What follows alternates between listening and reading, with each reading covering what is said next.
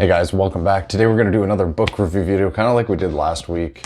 But today I want to talk about Fire and Blood, the new George R.R. Martin book that is set 300 years before the events that happened in Game of Thrones and is the inspiration for the new HBO series, House of the Dragon, which is supposed to come out real soon. I just heard that they finally finished filming. So like many people, I strongly believe in reading the book before you watch the movie or TV series. I really like getting lost in my own mind and letting my imagination kind of take the lead on filling in the visual aspect of what the people and places and the scenery looks like, as I'm reading the words and the descriptions that are being given by the author who is creating this in their own mind. I find that when I first typically see the on-screen adaptation of a book or a book series that I loved reading, I find it frustrating that the imagery that I've grown so accustomed to in my own mind gets taken over by the visual portrayal that somebody else has imagined, and then the images that I originally created myself kind of disappear forever. It's really hard to get them back once an actual visual representation has been given to me. So there are definitely some exceptions to this.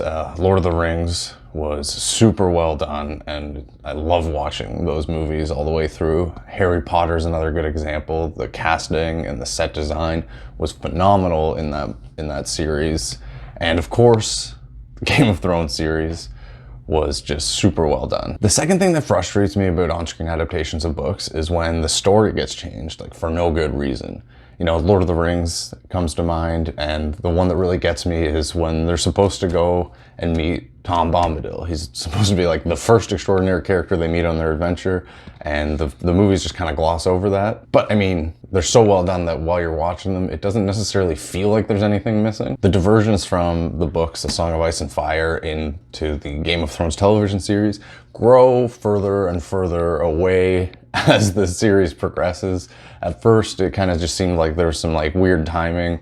Some stuff from later books was mixed in with earlier books, until obviously the last seasons where there was no book, or there's some scenes like where after the Red Wedding, Catelyn Stark is supposed to be brought back to life by Lord Beric Dondarrion, who gives his everlasting life to her, even though she comes back mutilated and unable to speak. But once again, that show is so phenomenal that I rarely think about that stuff while I'm watching it, and even when I do, it's like it doesn't really matter. So yeah, similarly to Lord of the Rings, the show is just so good that it's hard to care while you're watching it. So I guess this kind of brings us to the meat of the video. Do you have to read Fire and Blood before you watch the new House of the Dragon show?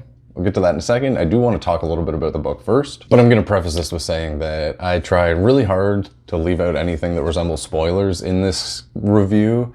But as somebody who typically, if I know I'm going to watch a movie, I won't even watch the trailer. So I know that there are varying degrees of what people consider to be spoiler information. So I guess watch through this with a little bit of care, but I'm pretty vague on pretty much everything that happens. So immediately the book starts off by clarifying some misinformation about Aegon the Conqueror's reasons for coming to Westeros, which I thought was a pretty interesting way to introduce the story.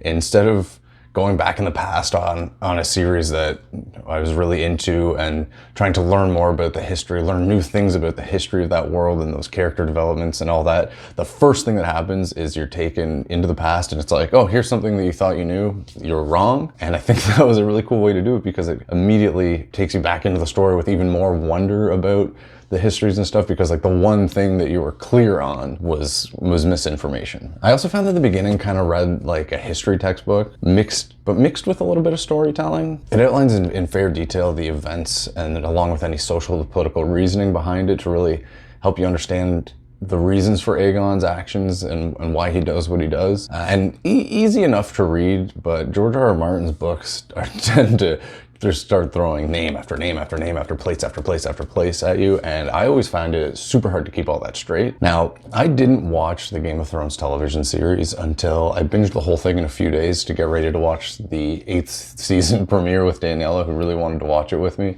And a big reason, like I said before, is because I really liked the books when I read them, and I didn't want any of that imagery being polluted by somebody else's interpretation. However, I think that having this story on screen made a huge difference in helping me keep names and places straight. Despite reading like a historiography, it doesn't really feel dry and sluggish, which is kind of what I remember feeling at points when I was reading the original series. but we do tend to remember things a little bit differently as we reminisce about them than we felt in the moment. Kind of like when you're like, I kind of miss that old job I had, but when you were working it, you just hated it. You know, mostly when reading the books though, I do remember it was like the list of names and places where they would go on for like half a page just listing all these people that were there, and you're like, I don't know who any of these people are. I can't put an image to the name, so I would often just skip over them. In the first chapter, we also quickly learn how a lot of the great houses get their power. You know, the Lannisters, the Baratheons. We learn what happened at Harrenhal. And just from that first chapter, I already feel like I have a much better understanding of the story and of the original story and what happened. The next time I watch or read it, I'll hopefully be able to use this new information that's been given to me in my arsenal to pick out some nuances that I wasn't able to detect before. So I'm kind of excited to go through that again. I also kind of get the sense reading this book that all the information you're getting is almost out of one of the Maester's accounts of this period in Westerosi history. And this feeling gets reinforced because there are multiple times in the book where the writer or the storyteller makes it very clear that there's just no knowledge of the truth of certain events that take place. So, you know, it's not some omnipresent storyteller that knows everything about everything in this world. It does feel like somebody in the world who is even, maybe it's a maester telling this story from all the information he's gotten from reading all of or most of the other maesters' accounts that were alive in this time period, because like I said, they're just like, oh, nobody really knows the truth of what happened behind that closed door or in that conversation. So that is kind of a cool sense of how the story is being told when you kind of think about it that way when you're reading it. Either way, I don't ever really recall reading a novel that had this kind of style or had this feel about it, and I thought it was kind of interesting. It was pretty cool to read through a story like that, thinking almost like I'm being taught the history of a world by somebody whose job in that world is to, you know, understand and teach history, and, you know, and they don't have all the answers. It's kind of interesting. I did like that. It's also worth noting that while I started reading this book and doing this review, me and Daniela were rewatching the Game of Thrones series on TV, so that might have something to do with some of my enthusiasm and interest behind finding out some of these details and historical context of the story. I also found it super exciting to learn the history and about the dragons and the Targaryen family and their dynasty and how that was all created and their interactions with each other, and getting really in depth into how large their family was and the dynamic and how different it was from Westerosi culture and how that got integrated into Westeros when they came and how they took power. Like that whole story arc or period of time or concept of the history of Westeros was really cool, really exciting to read about and start to learn about. And I found that it wasn't just the Targaryen family history that's present in this book that you can learn more about. Another example is it talks a lot about Dorne and the geography of Dorne and the political structure and the social structure of Dorne, which is almost not touched upon at all in the original series, apart from a few references here and there. And getting to learn really in depth about that other part of this world was also very interesting to me. And like everything else, you're starting to get a much bigger sense of how the events and the relationships in the original series come to be by getting all of this background information. Another thing that I noticed while I was reading through this was that there are references to things in this book that are kind of told as if the assumption is made that the reader already knows what they are. And an example is there's a part where they talk about the moon door in the Eyrie, and there's no explanation, there's no description. They just say blah, blah, blah, the moon door, blah, blah, blah. So I think that it is assumed that you will read the prequel after the original series or watch, almost kind of like the specific order you're supposed to watch the Star Wars movies in. So that is something to note if you haven't read any of them before and you're like, maybe I'll just start here and move my way into A Song in Ice and Fire. I think it would probably be better to read them in the order that they were written. So apart from a lot of histories of, you know, the families and the geography and the different political structures and whatnot that I've talked about, you do get to learn the origin of some of the original series characters' namesakes and their family names and where they got their power from. But along with that, you're also learning the histories of these people with these family names that aren't present in the original series. And it's almost like, yeah, this was a really powerful or really well-known family. And, you know, in the 300 years from this story to the next story, you know, those names are almost erased out of the history of Westeros, and, you know, people are filling, now new families, new people are filling the power voids from them. And that's a big part of what brings around that kind of like historiography sense to this book. Apart from that, there is no real sense of intimacy with any of the characters. This story takes place over such a long period of time. Even in the first like few chapters, you're spanning from when Aegon came to Westeros and conquered to, you know, his grandchildren and his great-grandchildren and their reigns of power. So it takes place over such a long period of time that you don't get any character development. You don't get really any intimate feelings with any of the characters like you would in a normal novel. You're almost looking at this as a sense of the development of the realm, and the realm is basically playing the part of the main character in the story, which is kind of interesting, but that can give us some predictions about the on-screen adaptation in House of the Dragon, which means that they're definitely going to have to make some major adaptations to this, the way this book reads and how the story is being told, to make it a television series, unless they decide that they want to make a historical documentary style TV show, which, let's be honest, after the success of the Game of Thrones series, there's little chance that that's going to happen. I also found it very exciting, it's a personal thing, to learn about the creation of the Iron Throne and the actual story behind that, instead of just the rumors and the myths that you learn in the original series.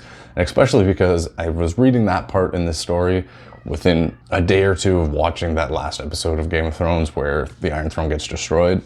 I guess I just thought that was like some kind of poetic coincidence, but I did really enjoy that part of the story. And on a similar note, like obviously this book is a prequel to the original series, but it's also where the Game of Thrones begins. Because before Aegon the Conqueror came to Westeros, there were just 7 kingdoms, and he brought them all together to rule them, and that's where the Iron Throne gets created, and that's where the Game of Thrones really starts. I get the sense that before Aegon the Conqueror came to Westeros, there was a relative amount of peace, maybe not, you know, everlasting angels singing in the skies, no issues ever to be found kind of peace, but apart from, you know, a little bit of scheming and the arrangement of marriages to kings and high lords and stuff, it seems as if the realms were, for a better sense of the word, at peace.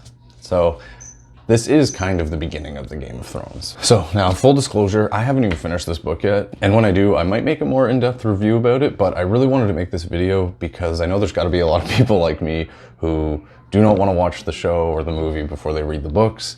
And the show's coming out soon, and I wanted to give you guys my analysis, I guess, or my opinion on the matter. And as a diehard believer in that dogma, I can say with full confidence that I will not be waiting to watch the show to read the books. I probably won't even finish this book by the time the show starts. I mean, the original series still hasn't been finished. This series right now, I think, is pinned at 2 books. Who knows if it'll get extended, if the second book ever gets written. And I, for one, am not gonna wait till the end of time to watch the show. I know I said that I don't typically watch trailers, but I did watch one of the trailers for House of the Dragons, and I'm super excited to watch this.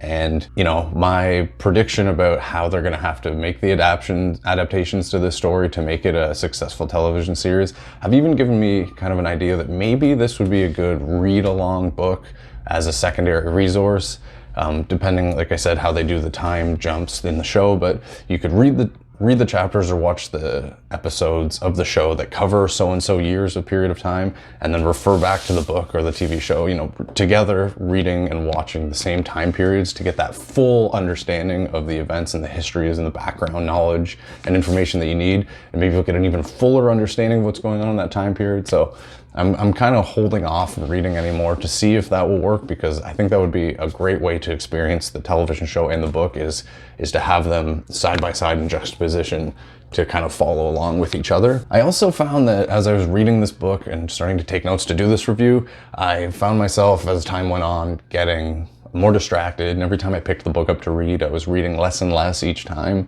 and I was retaining less and less of the information, and I started having to go back and rereading parts, and I really don't want to do that, so I thought I'd give myself a break from reading this book until, you know, I got back into a headspace where I was interested in reading this style of book. So that's not to say that this isn't a good read. George R.R. Martin creates wonderful stories. He's a fantastic world builder, and he incorporates so much in-depth lore and political intrigue into his fantasy stories that it's almost impossible not to get that sense that you just need to know everything you can about the world and the stories that are going on. Like I said before, because I think the adaptation, the on-screen adaptation of this book is going to have to be separated a fair distance away from how this book reads because of the lack of intimacy with any characters and the need for that intimacy with characters for the successful TV show, apart from a documentary style adaptation, and along with the idea that I don't know if this book series will ever get finished, and if it does, how long that'll be.